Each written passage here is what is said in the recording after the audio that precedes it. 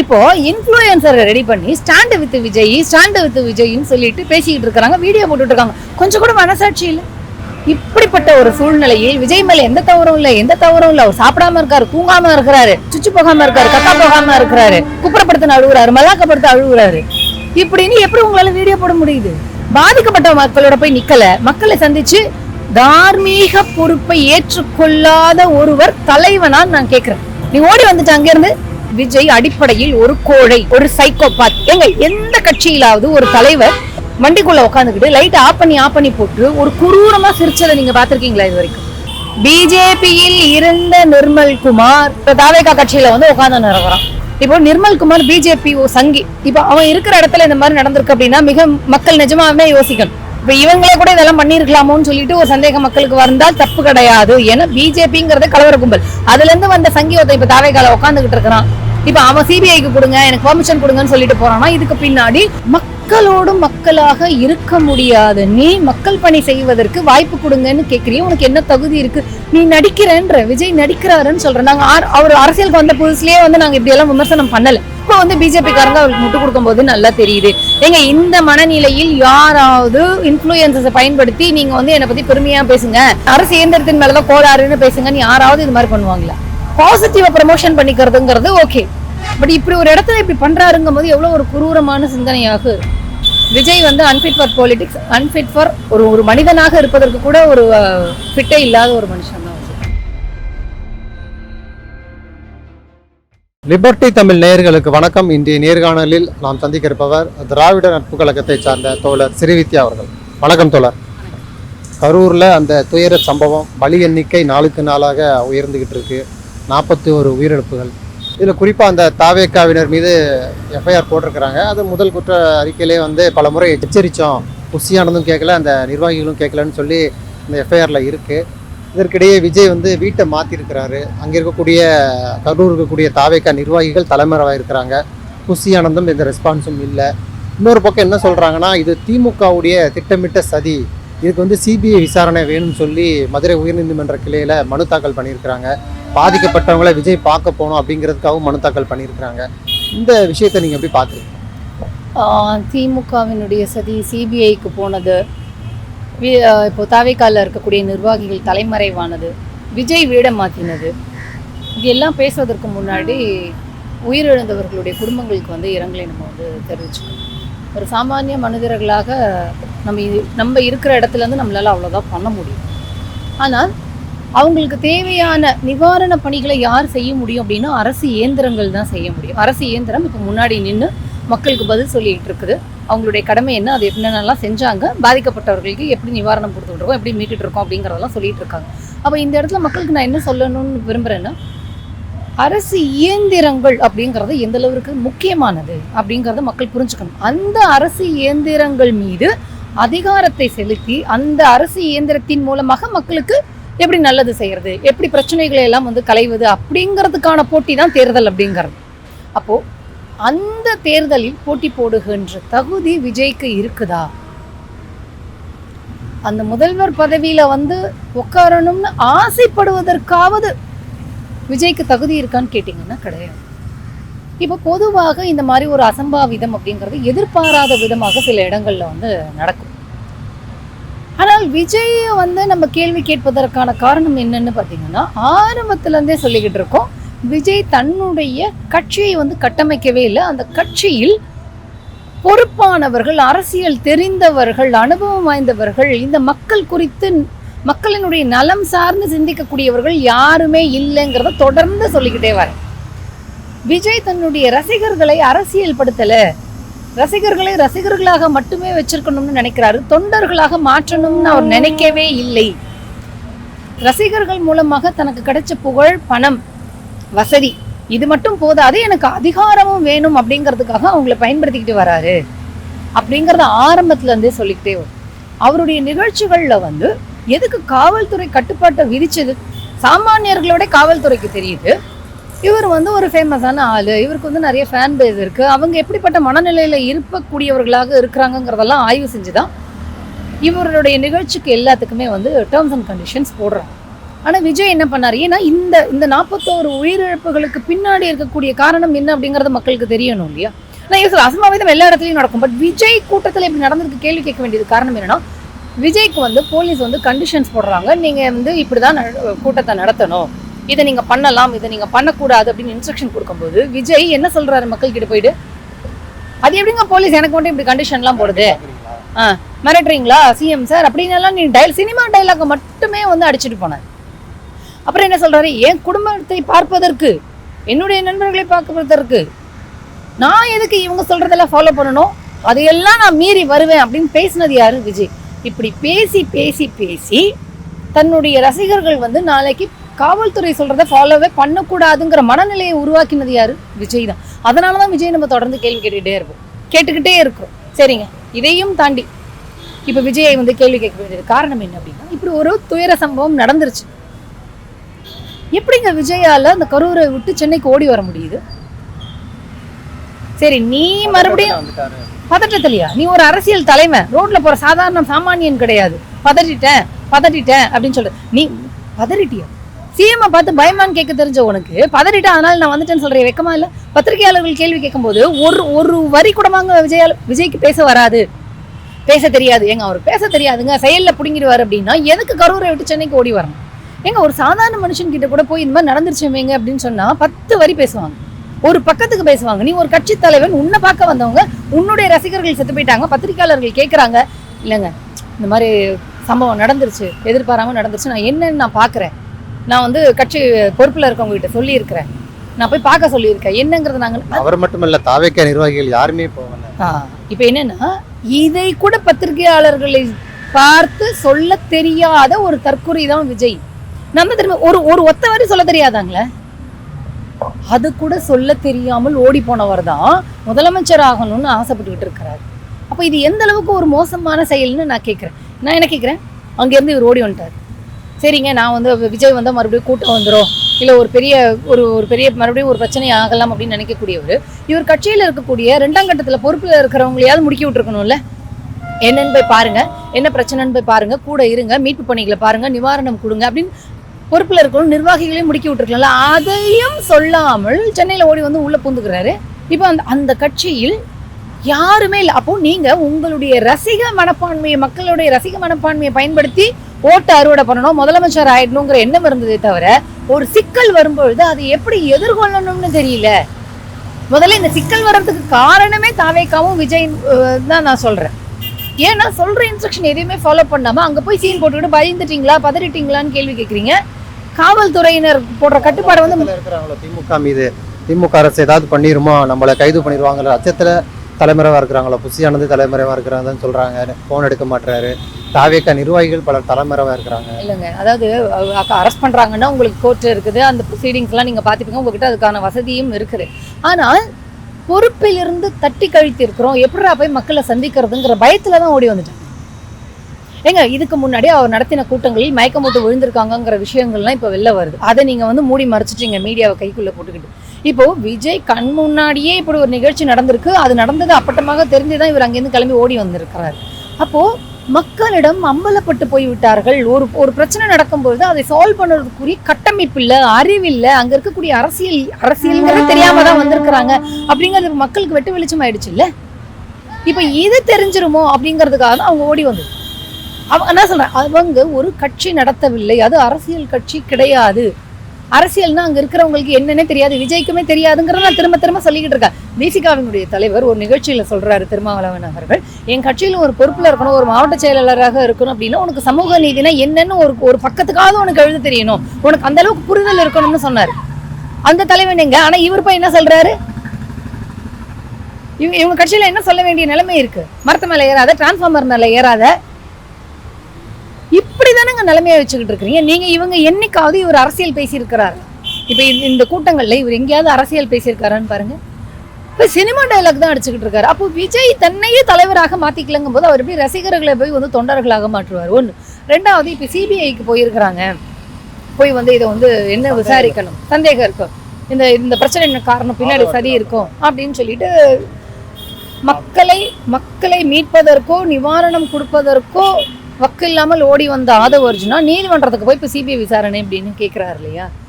இப்போ நீங்கள் இதை நீங்கள் கவனத்தில் வச்சுக்கோங்க. தாவேகா விஜய் கும்பல் வந்து சிபிஐ விசாரணை கேட்குது. பாஜகவில் இருக்கிறவங்க வந்து சொல்கிறாங்க விஜய் மேலே எந்த தப்பும் கிடையாது, அந்த கட்சி மேலே எந்த தப்பும் கிடையாது, திமுக அரசு பாதுகாப்பு வழங்குவதில் குறைபாடு இருக்குன்னு பேசுகிறாங்க. ஸோ இது ரெண்டுத்தையும் நீங்கள் லிங்க் பண்ணி பார்க்கணும். இப்போ இந்த அளவிற்கு இல்லாமல் இதை விட ஒரு சின்ன பிரச்சனை ஒரு திமுக கூட்டத்தில் நடந்துச்சுன்னு வச்சுக்கோங்களேன், இதே பதில பிஜேபி காரங்க சொல்லுவாங்களா? இதுக்கு வந்து விஜய் காரணம் இல்லைன்னு சொன்ன மாதிரி இதே மாதிரி திமுக அரசு காரணம் இல்லை, திமுக கட்சி காரணம் இல்லைன்னு சொல்லிடுவாங்களா? விஜய்க்கு சொல்றாங்க. விஜய் வந்து சிபிஐ விசாரணை கொடுங்கன்னு சொல்லிட்டு போய் கேட்குது. சிபிஐ யாருடைய கட்டுப்பாட்டில் இருக்கு? ஒன்றிய அரசனுடைய கட்டுப்பாட்டில் இருக்கு. இப்போ பிஜேபியோடு கள்ள கூட்டணி வச்சிருக்கிறது தாவேக்காவா இல்லை வேற யாரா? எனி ஹெல்ப் ஷாலினி அப்படின்னு சொல்லிட்டு அதிமுகவும் ஓடி வருது. அங்கே வந்து கரண்ட்டை கட் பண்ணிட்டாங்க அப்படின்னு சொல்லிட்டு அவதூறெல்லாம் பரப்பிக்கிட்டு இருக்கிறாங்க. இப்போ இந்த ஆம்புலன்ஸை வச்சு பிரச்சனையை கிரியேட், ஆம்புலன்ஸை மதிக்கவே கூடாது, ஆம்புலன்ஸ் எதுக்கு இருக்குங்கிறத கூட மக்கள் சிந்திக்க கூடாதுங்கிற ஒரு கேவலமான சுச்சுவேஷனை உருவாக்கினது எடப்பாடி பழனிசாமி. நம்ம ஏற்கனவே இதை பத்தி நான் பேசியிருக்கேன். இப்போ உங்களோட கட்சியில இருக்கிறவங்க உங்களை பார்க்க வந்தவங்க மயங்கி விடுறாங்க, அவங்கள ரெஸ்கியூ பண்ண போன ஆம்புலன்ஸையே தாவேக்கா காரங்க அடிச்சு உடைச்சிருக்காங்க உள்ள விடாம. இப்ப ஆம்புலன்ஸ் குறித்து தவறான புரிதலை உருவாக்கியது அதிமுக, எடப்பாடி பழனிசாமி. ஆம்புலன்ஸ்லாம் எம்டியா போகுதுன்னு சொல்றாங்க. பேஷண்ட்டை பிக்கப் பண்றதுக்கு எம்டியா தான் போவாங்க. இப்படிப்பட்ட ஒரு நிலையை உருவாக்கியது அதிமுக. இப்ப அதிமுகவே என்ன வந்து சொல்லுது, தாவேக்கா மேல பிரச்சனை இல்லை, அது வந்து அரசினுடைய தவறு, காவல்துறையினுடைய அலட்சியம் அப்படின்னு சொல்றாங்க. அப்போ தாவேக்கா யார் யார் கூட எல்லாம் கள்ளக்கூட்டணியில இருக்குங்கிறத தெரிஞ்சுக்கலாம். தாவேக்காவிற்கு அரசியல் குறித்த எந்த புரிதலும் கிடையாது. விஜய்க்கு ஒரு வரி கூட அரசியல்னா என்னன்னு தெரியாதுங்க. அதனுடைய விளைவு தான் இது. அப்படி உண்மையாகவே அந்த புரிதல் இருந்திருந்து அப்படின்னா அவருடைய கட்சியை கட்டமைச்சிருப்பாரு. ஒரு அரசு சொல்லுது, காவல்துறை சொல்லுது அப்படின்னா அதை ஃபாலோ பண்ணியிருப்பாங்க. இப்ப வந்து நீங்க வந்து ஒரு ஒரு சதி திட்ட தியரி எல்லாம் எழுதிக்கிட்டு இருக்கிறீங்க. எதனால ஏங்க இதெல்லாம் கடந்து நான் ஒண்ணு சொல்றேங்க.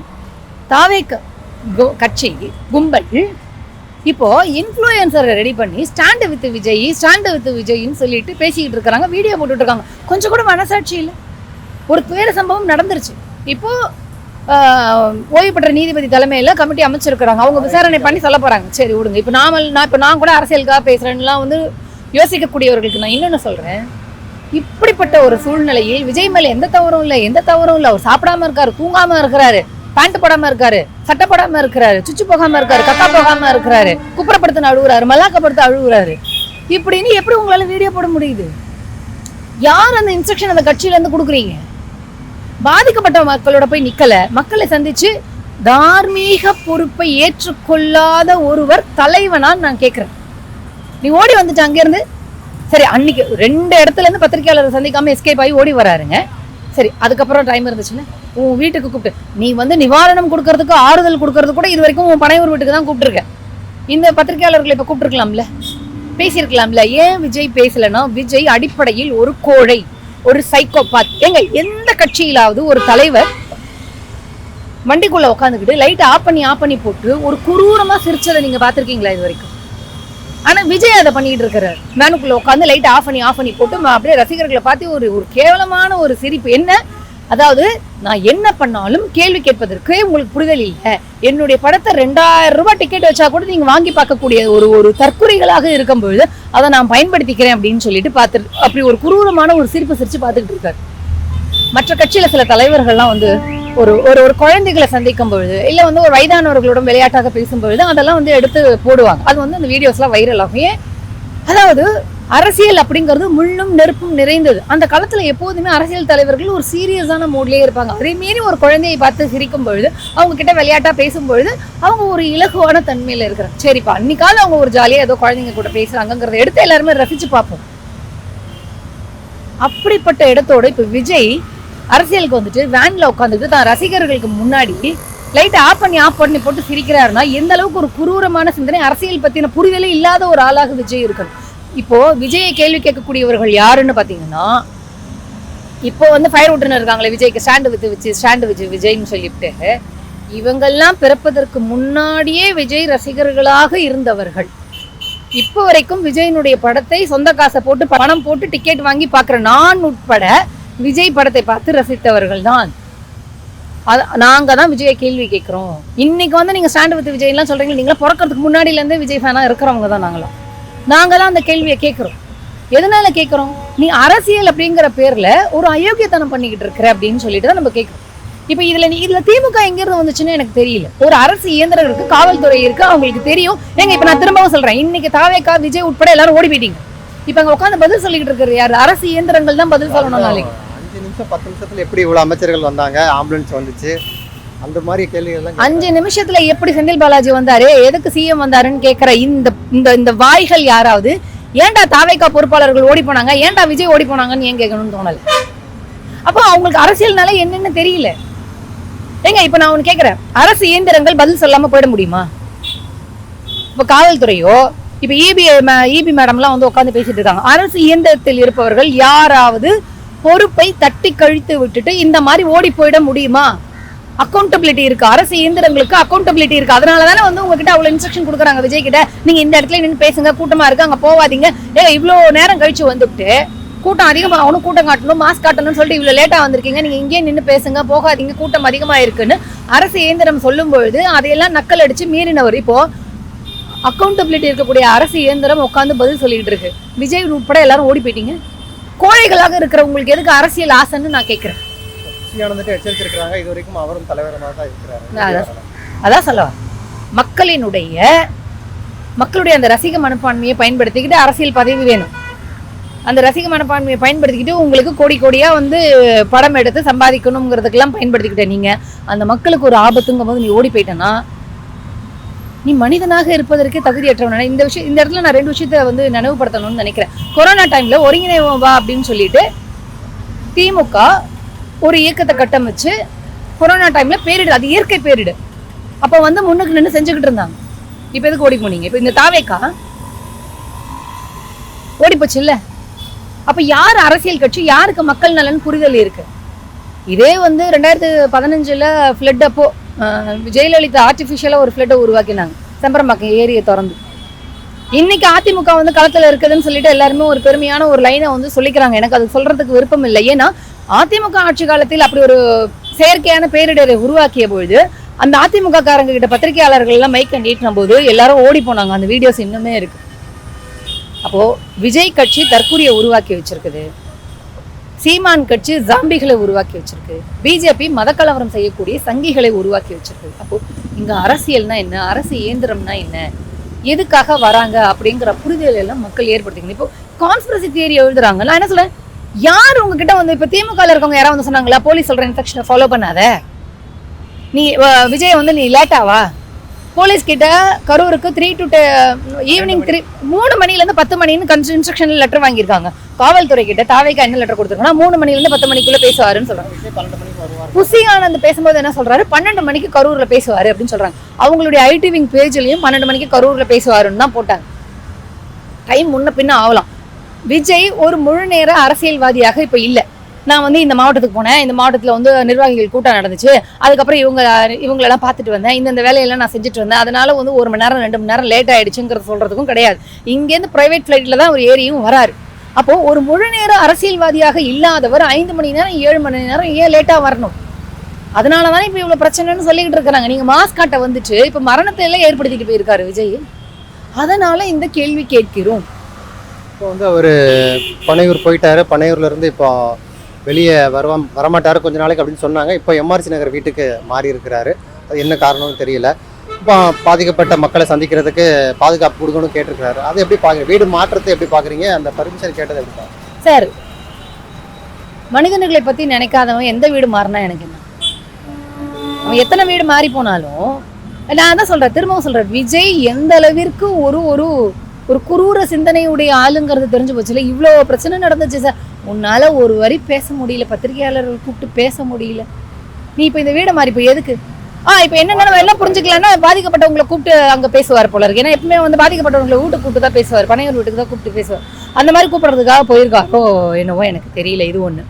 இப்போ பர்மிஷன் கேட்குறாருல, இதுக்கு முன்னாடி வரைக்கும் உனக்கு இன்ஸ்ட்ரக்ஷன் கொடுக்கும் போது அது என்ன நீ ஃபாலோ பண்ணி கிழிச்சிட்ட?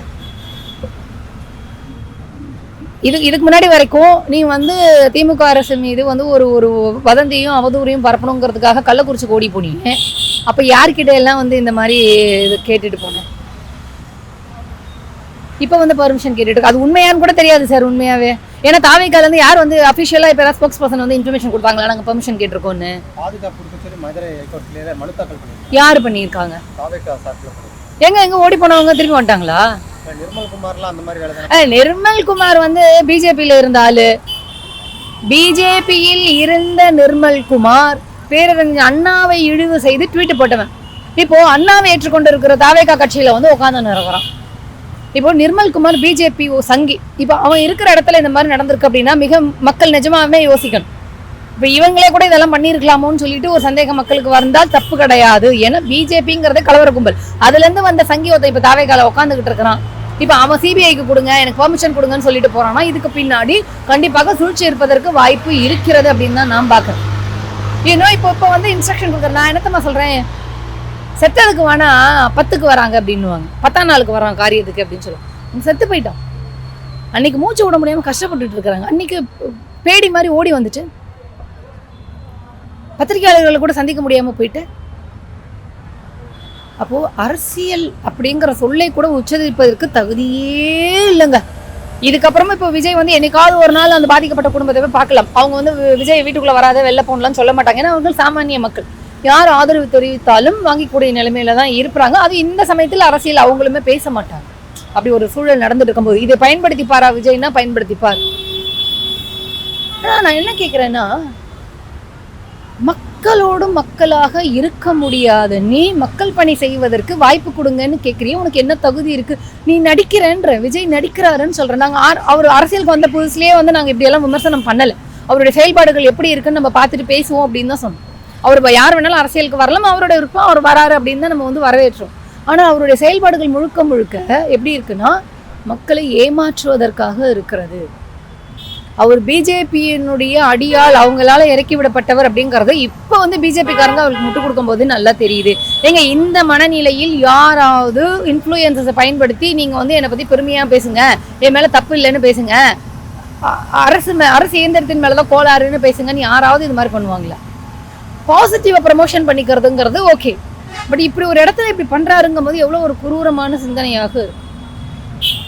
Is unfit for politics. Vijay வந்து unfit for politics, unfit for ஒரு மனிதனாக இருப்பதற்கு கூட ஒரு ஃபிட்டே இல்லாத ஒரு மனுஷன் தான்.